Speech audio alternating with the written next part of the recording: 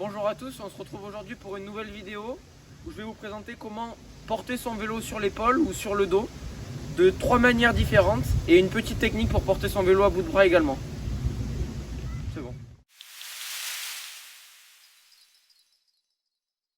Donc tout d'abord je vous présente comment on prend le vélo pour le positionner sur son épaule. Alors il y a deux techniques.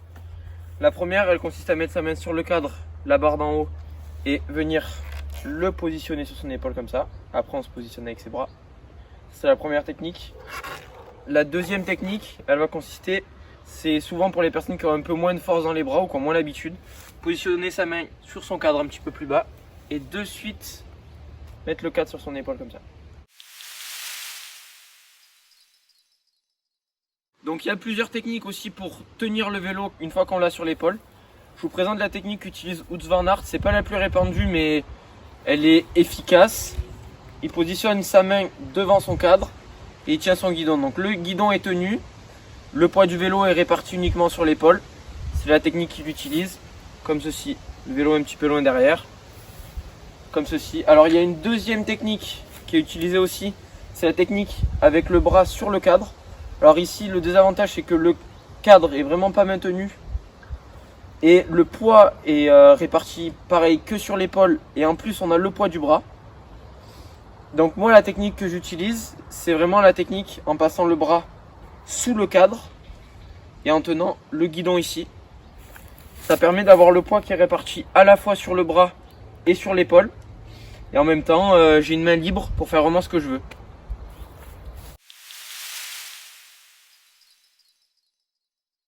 Donc il y a plusieurs techniques aussi pour poser le vélo au sol. La première technique qui est un peu moins répandue, c'est de positionner sa main sur son cadre et venir poser son vélo au sol comme ça. Et la deuxième méthode, ça va être de mettre sa main sur la barre d'en haut et poser son vélo au sol comme ça. On n'oublie pas de poser délicatement son vélo pour éviter de dérailler et de perdre encore plus de temps.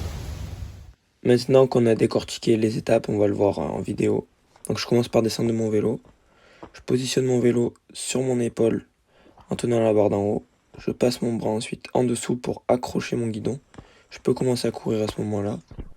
Puis ensuite je redécroche mon bras qui va aller se positionner sur le haut du cadre pour reposer mon vélo au sol délicatement pour ensuite remonter dessus. Donc on peut le voir aussi chez les professionnels. Ici c'est Mathieu Van Der Poel qui prend son vélo au centre de son cadre pour le positionner sur son épaule.